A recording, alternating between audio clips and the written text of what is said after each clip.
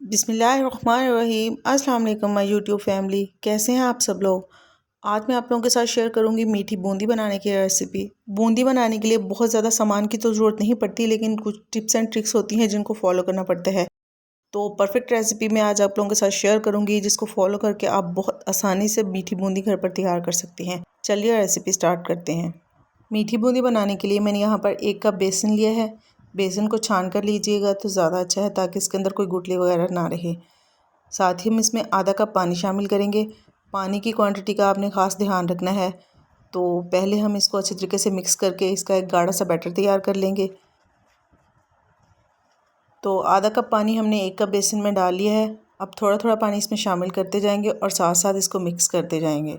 पानी इसी तरीके से हमने थोड़ा थोड़ा डालना है, एक साथ पानी नहीं डालना है, क्योंकि अगर बैटर की कंसिस्टेंसी ठीक नहीं होगी तो बूंदी बिल्कुल भी सही नहीं बनेगी। 4 खाने के चम्मच पानी मैंने इसमें मज़ीद शामिल किया है। तो यहाँ पर देखिए हमारा बैटर बन के रेडी हो गया है। इस तरह की कंसिस्टेंसी होनी चाहिए, ना तो बहुत ज़्यादा पतला होना चाहिए और ना ही बहुत ज़्यादा गाढ़ा होना चाहिए। 1 खाने का चम्मच इसमें मेल्टेड बटर यानी कि देसी घी शामिल करेंगे। आप कोई भी बनास्पति घी इसकी जगह पर इस्तेमाल कर सकते हैं। घी डालने के बाद हम बैटर को तकरीबन 2 मिनट के लिए अच्छे तरीके से बीट कर लेंगे।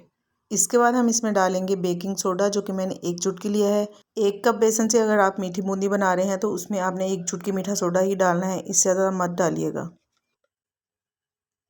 बूंदी बनाने के लिए मैं इस तरह का स्ट्रेनर इस्तेमाल कर रही हूँ, लेकिन अगर आप लोगों के पास नॉन स्टिक स्ट्रेनर नहीं है तो फिर आप इस तरह का स्टील का स्ट्रेनर भी बूंदी बनाने के लिए इस्तेमाल कर सकते हैं। अच्छा, फ्राई करने के बाद गरम गरम बूंदी को शीरे के अंदर डालना होता है, तो पहले हम शीरा तैयार कर लेते हैं। इसके बाद हम बूंदी को फ्राई करेंगे। शीरा बनाने के लिए मैंने यहाँ पर 1 कप चीनी ली है और 4 से 5 इलायची के मैंने इस तरह से बीज निकाल लिए हैं। आप इसकी जगह पर इलायची का पाउडर भी इस्तेमाल कर सकती हैं। आधा कप पानी हम इसमें शामिल करेंगे। साथ ही मैं यहाँ पर इस्तेमाल कर रही हूँ ऑरेंज फूड कलर। आपको जो भी कलर पसंद हो आप इसकी जगह पर इस्तेमाल कर सकती हैं। अच्छा, एक बात मैं यहाँ पर आपको बताती चलूँ कि यहाँ पर हमने चीनी को बहुत ज़्यादा पकाना नहीं है। जैसे हम 1 या 2 तार की चाशनी तैयार करते हैं मुख्तलिफ़ चीज़ें बनाने के लिए, वैसे हमने चाशनी नहीं बनानी है।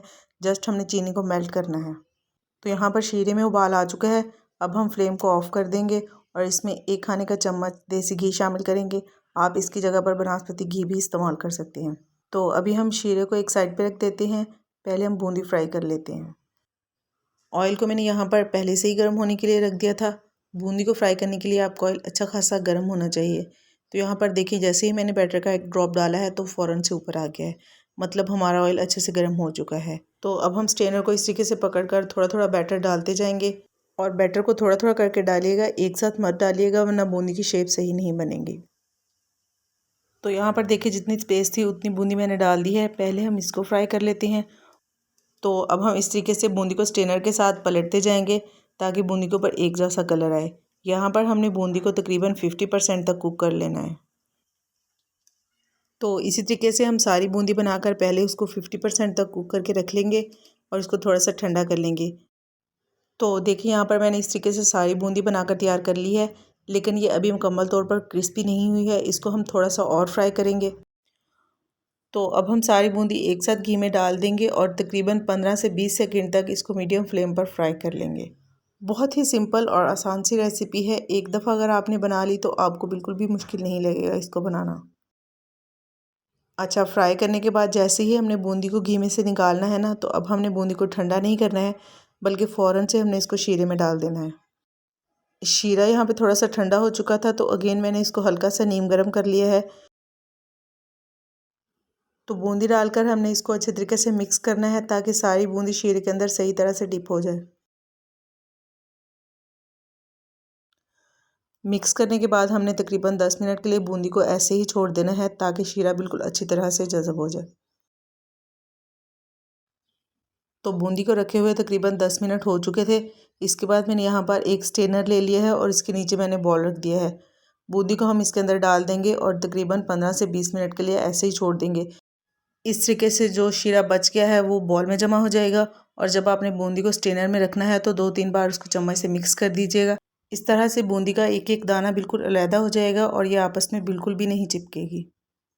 तो 15 मिनट के बाद देखिए, यहाँ पर हमारी बूंदी बिल्कुल तैयार है, और जो शीरा बच गया है इसको आप ज़र्दा चावल वगैरह बनाने में भी इस्तेमाल कर सकते हैं। आई होप आप लोगों को मेरी रेसिपी पसंद आई होगी। लाइक और शेयर ज़रूर कर दिया करें और अगर फर्स्ट टाइम चैनल को विजिट कर रहे हैं तो काइंडली चैनल को सब्सक्राइब ज़रूर कर लें और साथ ही साथ बेल आइकॉन को भी प्रेस कर लें ताकि आपको मेरी हर नई आने वाली वीडियो का नोटिफिकेशन मिल सके। फिर मिलते हैं इंशाल्लाह बहुत जल्द एक नई रेसिपी के साथ। अपना बहुत सारा ख्याल रखिएगा और मुझे दुआ में ज़रूर याद रखिएगा। अल्लाह हाफिज़, बाय बाय।